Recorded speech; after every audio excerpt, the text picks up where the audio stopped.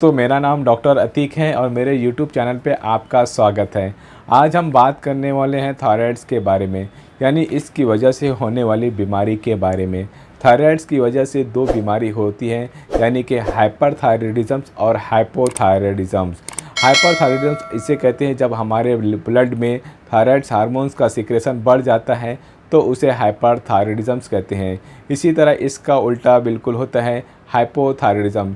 जब हमारे ब्लड में थायराइड्स हार्मोन्स का लेवल कम हो जाएगा तो उसे हाइपोथायराइडिज्म कहते हैं। ये हुआ हार्मोन की वजह से होने वाले प्रॉब्लम। अगर थायराइड ग्लैंड्स में उसकी साइज़ बढ़ गई है या उसमें किसी किस्म का इन्फ्लामेशन हो गया है या उसके अंदर कोई किस्म का ट्यूमर हो गया है तो उसकी साइज़ बढ़ जाती है, जिसकी वजह से उसका नाम क्वाइटर कहते हैं। थायराइड ग्लैंड जो होता है हमारे गले में, नेक में आगे की तरफ, सांस की नाली के आगे एक बटरफ्लाई की तरह, यानी कि तितली की तरह होता है, जैसा कि आपको फ़ोटो में दिखाया जा रहा है। ये ग्लैंड्स जो होते हैं हार्मोन सिक्रेशन करते हैं, जिसे थायराइड हार्मोन कहते हैं। थायराइड ग्लैंड से थायराइड हार्मोन सिक्रेशन होता है जो कि हमारे बॉडी में मेटाबॉलिज्म का काम करता है, यानी कि हम जो भी ग़िज़ा खाते हैं उसको हज़म करने का, उसको पचाने का काम थायराइड हार्मोन करते हैं।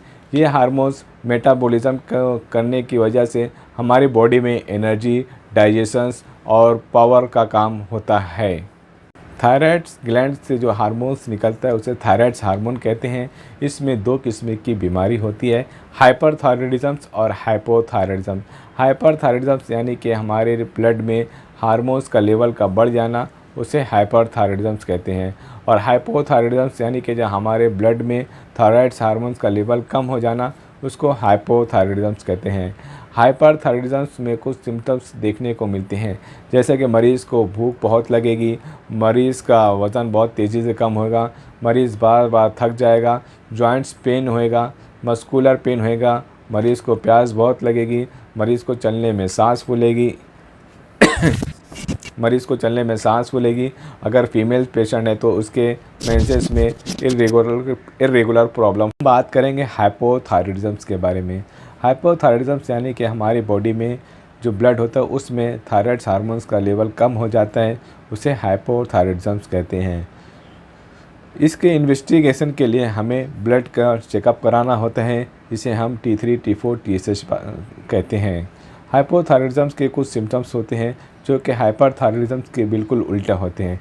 मरीज़ को इसमें भूख बिल्कुल नहीं लगती है, मरीज़ को कॉन्स्टिपेशन की शिकायत होती है, मरीज़ का वज़न बहुत तेज़ी से बढ़ता है।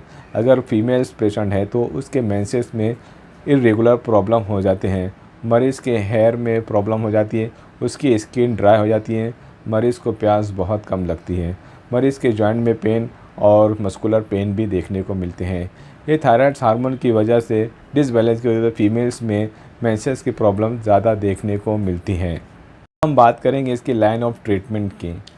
लाइन ऑफ ट्रीटमेंट बताने से पहले मैं आपको ये बताना ज़रूरी समझता हूँ कि अगर आप एलोपैथी मेडिसिन ले रहे हैं थायराइड्स के लिए, तो अगर होम्योपैथिक मेडिसिन शुरू करें तो आप एलोपैथी मेडिसिन बिल्कुल ना रोकिए, आप उसको लेते रहिए। जैसे जैसे आपका थायराइड्स नॉर्मल होते जाएगा, आप अपने डोज को कम करते जाइए।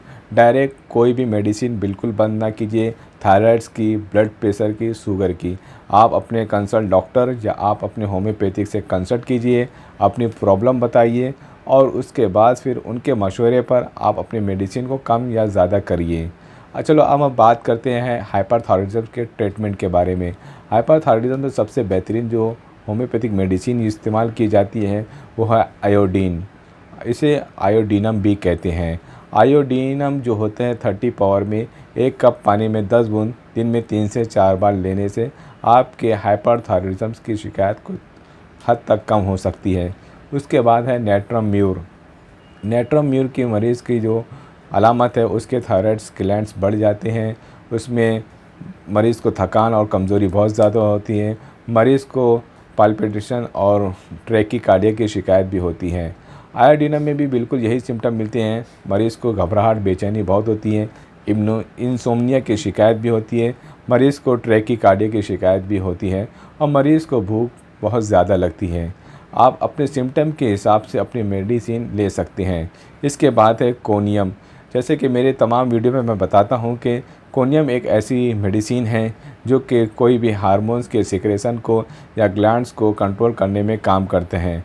इसी तरह अगर फीमेल्स पेशेंट है, उसके मेंसेस में इरेगुलर प्रॉब्लम है या उसके यूट्रस या हार्मोनल डिसबैलेंस की वजह से कुछ प्रॉब्लम है, फीमेल्स अगर लेडीज़ पेशेंट है तो आप उसे लेकेसिस 30 में दे सकते हैं। थायराइड के हाइपरथायराइडिज्म की सबसे बेहतरीन दवा जो हम मदर टिंचर में यूज़ करते हैं उसे हम स्पोंजिया टोस्टा क्यू में इस्तेमाल करते हैं। ये मेरे क्लिनिक में मैं इस्तेमाल करता हूँ स्पोंजिया टोस्टा क्यू और आयोडीनम।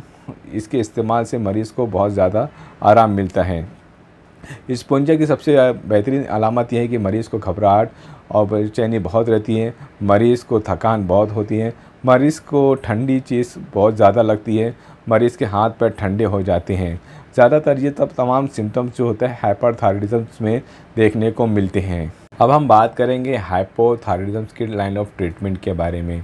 हाइपोथायराइडिज्म में जैसे कि मैंने बताया था, मरीज़ का वज़न बहुत तेज़ी से बढ़ता है, मरीज़ को ओबेसिटी की शिकायत होती है, मरीज़ को भूख बहुत कम लगती है। इसके लिए हम होम्योपैथिक में किलकेरिया काप का इस्तेमाल करते हैं। किलकेरिया काप 30 में 1 कप पानी में 10 बूंद दिन में 3 से 4 बार इस्तेमाल कीजिए। अगर आपको हाइपोथायराइडिज्म की शिकायत है तो आप थायराइडिज्म 3X में जो कि गोली की तरह आती है, आप 3-3 गोली दिन में 3 से 4 बार इस्तेमाल कर सकते हैं। और इसके साथ में आप आयोडीनम भी ले सकते हैं। आयोडीनम 30 में 1 कप पानी में 10 बूंद डाल के दिन में 3 से 4 बार इस्तेमाल कीजिए। मैं आपको एक बार फिर कह रहा हूँ, अगर आपको थायराइड की बीमारी की शिकायत है तो आप एलोपैथी मेडिसिन ले रहे हैं तो पहले आप अपने मेडिसिन को बंद मत कीजिए, आप अपने डॉक्टर से कंसल्ट कीजिए, होम्योपैथिक डॉक्टर से कंसल्ट कीजिए और होम्योपैथिक के साथ साथ एलोपैथी दवा भी शुरू रखें। जैसे जैसे आप होम्योपैथिक दवा लेते जाएंगे, धीरे धीरे आपका हार्मोन्स लेवल नॉर्मल होता जाएगा। फिर उसके बाद आप अपने होम्योपैथिक दवाई के साथ साथ में एलोपैथिक दवाई का डोज भी कम कर सकते हैं। जैसे कि अगर आप थायरोनॉम या थायरोक्सिन 50 में ले रहे हैं तो आगे चल के आपको 25 mg में करना पड़ेगा। उसके बाद धीरे धीरे आप अपने डोज को टेपर करते हुए, कम करते हुए आप अपने डोज को एलोपैथी मेडिसिन को बंद कर सकते हैं। मेरे आने वाली यूट्यूब वीडियो को देखने के लिए मेरे चैनल को लाइक करें और सब्सक्राइब करें।